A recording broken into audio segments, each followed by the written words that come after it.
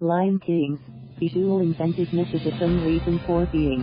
How hard is it to recreate magic on the big screen? There's never any tried and tested formula for successful revivals, especially if the underwhelming likes of Die Ritchie's Swept Away and Gus Van Sant's shot-by-shot retelling of Psycho come to mind. But for every ardor or footloose that gets bundled up, there are also remakes that leave an indelible mark on viewers, like Michael Mankey's Matt Reeves' Let Me In, Alfonso Cuarón's The Little Princess, Martin Scorsese's The Departed and Cape Fear, and, more recently, Bradley Cooper's A Star Is Born. Sure, we believe classics shouldn't be revived if the right director doesn't come along. It's like asking the West End or Broadway not to face William Shakespeare's Hamlet and Joseph Mankiewicz all about Edith Lawrence. Olivier and Betty Davis aren't behind their revival.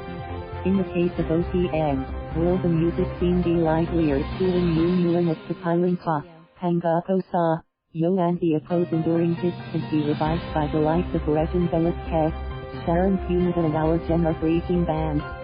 Okay, so let's get the elephant in the room out of the way. As the saying goes, if it ain't broke, don't fix it. So, the idea of watching The Lion King's do over 25 years after its 1994 original, which has a 94% rating on Rotten Tomatoes, sometimes feels like you're cutting the animated likenesses of Simba, Nala, Pumbaa and Timon out to pasture. But it's hard to hold director John Favreau to account for his decision to follow a reverential by-the-numbers approach to the 2019 reboot. After all, life in the age of social media plays out differently on a grittier and bleaker landscape. So, a live-action iteration of Simba's coming-of-age tale makes a whole lot of sense in the larger scheme of things. As with life that man navigates in varying degrees of difficulty, everything exists in a delicate balance in the pride lands of the African savannah, where Simba's cautionary story unfolds. The film is about a cub who keeps getting into scrapes, and a manipulative enemy who's tired of begging for scraps. It tells the story of impressionable Simba, voiced by J.D. Mbrashi and, later, Donald Glover, son of King Mufasa, James Earl Jones, and Queen Sarabi, Alpha Wazard, who must overcome tragedy and betrayal to assume the throne that is rightfully his. The young feline's ascent to power hits a snap when his jealous uncle Scar, Chiwetel Ejiofor, uses Simba's curiosity to thwart the animal kingdom's rule of succession. A forbidden trip to the so-called elephant's graveyard, far beyond the well-lit boundaries of the Pride Land, exposes Simba and his best friend Nala, to haughty Right Joseph and, later, beyond, to a castle of hungry hyenas, led by Shensi, Florence Shunda. But tragedy strikes when Simba ignores the warnings of Zazu, John Oliver, the hornbill left as Mufasa's trusted assistant, not to wander off in places where he can be protected.